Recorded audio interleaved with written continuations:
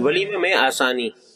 احادیث میں بہترین نکاح اس کو قرار دیا گیا ہے جو آسان ہو، اور اس میں ولیمے کا آسان ہونا بھی داخل ہے، جیسا کہ پہلے گزرا۔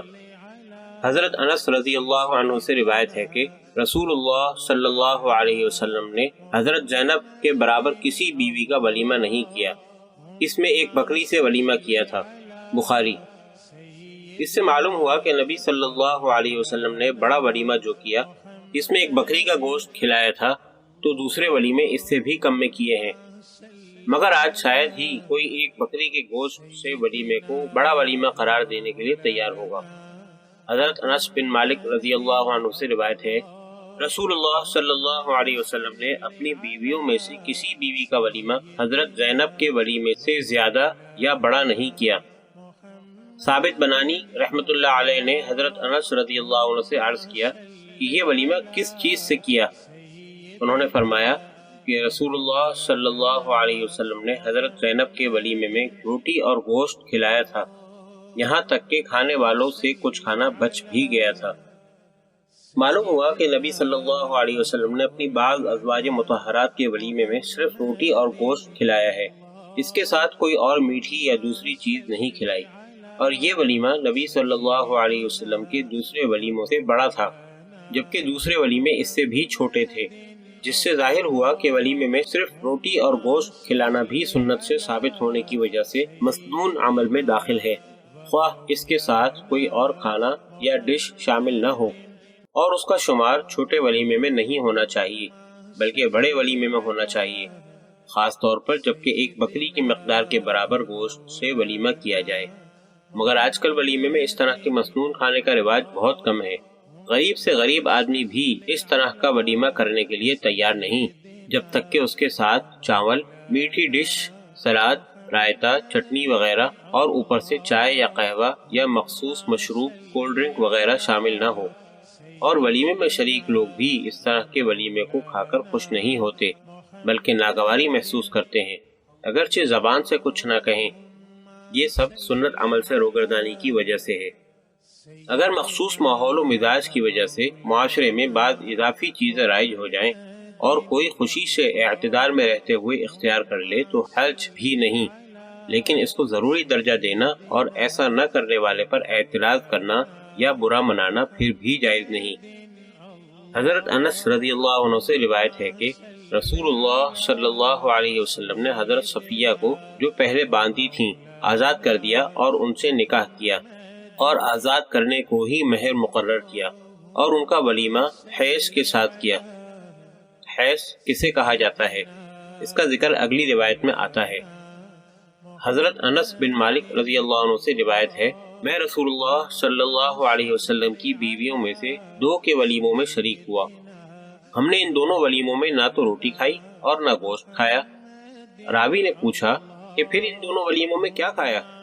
انہوں نے فرمایا کہ حیش یعنی کھجور اور پنیر کو گھی کے ساتھ شامل کر کے کھایا۔ مسند احمد سے روایت کی گئی۔ معلوم ہوا کہ اس ولیمے میں روٹی اور گوشت نہیں کھلایا گیا بلکہ کھجور اور پنیر اور گھی ملا کر ملیدہ و حلوہ بنایا گیا اور اسی سے ولیمہ کیا گیا، جس سے ظاہر ہوا کہ ولیمے میں روٹی اور گوشت وغیرہ کھلانا ضروری نہیں بلکہ کھجور وغیرہ کھلا کر بھی ولیمہ کیا جا سکتا ہے، اور کھجور وغیرہ یا کسی اور چیز کا صرف ملیدہ و حلوہ کھلا کر بھی ولیمے کی سنت ادا کی جا سکتی ہے۔ صحیح بخاری کی روایت ہے، نبی صلی اللہ علیہ وسلم نے اپنی بعض بیویوں کا ولیمہ 2 مد جو سے کیا۔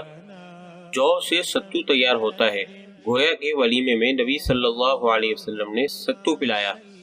اس طرح کی حدیث حضرت عائشہ رضی اللہ عنہا کی سند سے بھی مروی ہے۔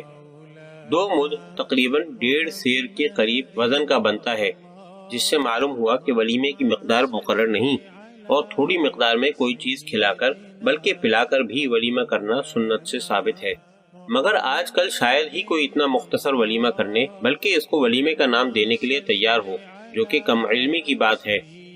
حضرت جابر بن عبداللہ رضی اللہ عنہ سے روایت ہے کہ جب حضرت صفیہ بنت حی رسول اللہ صلی اللہ علیہ وسلم کے خیمے میں داخل ہوئیں تو لوگ حاضر ہوئے، اور میں بھی ان کے ساتھ حاضر ہوا تاکہ انہیں بھی اس ولیمے میں حصہ ملے۔ پھر نبی صلی اللہ علیہ وسلم باہر تشریف لائے اور فرمایا کہ تم اپنی ماں کے پاس سے اٹھ کر چلے جاؤ۔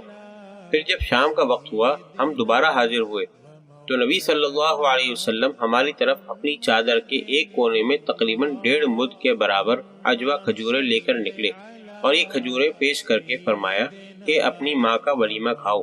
مسند احمد سے روایت کی گئی۔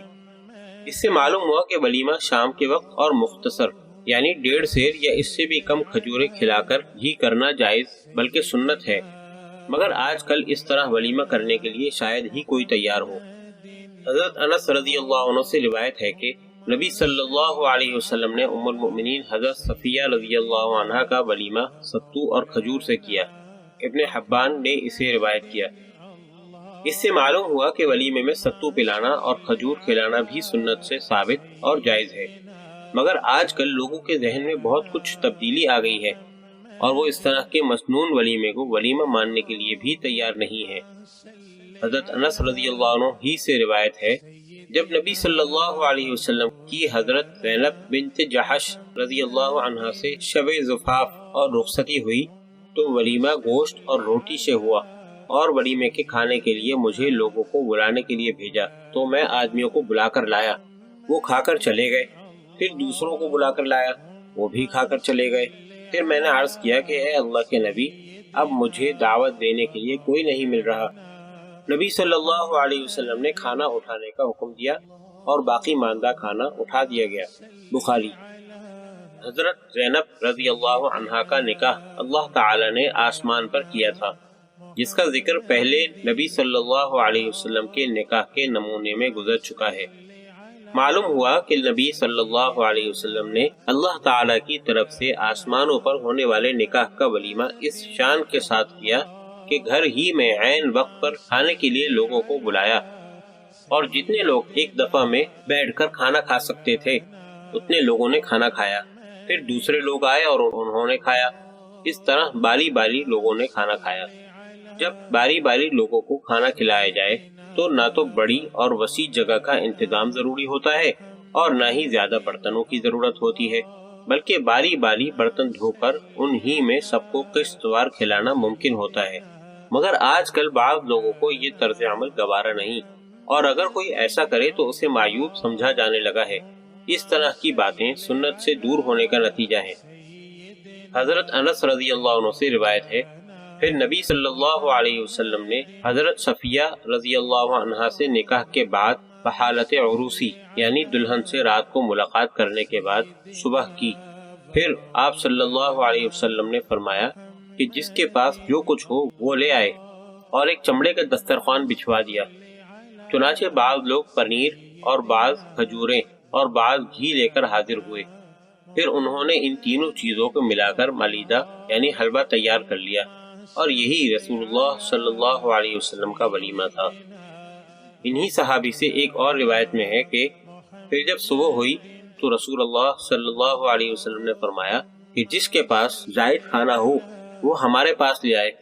تو لوگوں نے زائد کھجوریں اور ستو لانا شروع کر دیا، یہاں تک کہ انہوں نے اس سے ملیدہ یعنی حلوہ بنایا اور ڈھیر لگ گیا، اور اس ملیدے سے کھانا شروع کیا اور اپنے قریب واقع قدرتی تالاب سے پانی پیا۔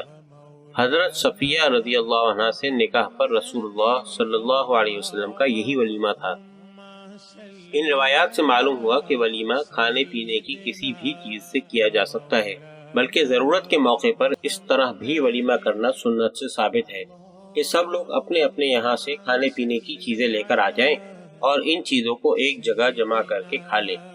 اور یہ بھی معلوم ہوا کہ کھانے کے ساتھ کوئی مخصوص پانی یا مشروب کولڈ ڈرنک وغیرہ کا پلانا ضروری نہیں۔ صحابہ اکرام رضی اللہ عنہم نے بارش کی جمع شدہ حوض سے پانی پیا۔ اور ایک بات یہ بھی معلوم ہوئی کہ ولیمہ دوپہر اور شام کے اوقات کے علاوہ صبح کے وقت بھی کیا جا سکتا ہے۔ چنانچہ اگر کوئی صبح کا ناشتہ کرا کر ولیمہ کر لے تو سنت سے اس کا بھی ثبوت ملتا ہے۔ مگر آج کل اس طرح کی سادہ چیزوں کو ولیمہ سمجھنے کے لیے بھی شاید اکثر لوگ تیار نہ ہوں، اور پانی و مشروب کا عمدہ انتظام نہ ہونے پر بھی راضی نہ ہوں۔ اللہ تعالیٰ تکلفات سے محفوظ رکھے۔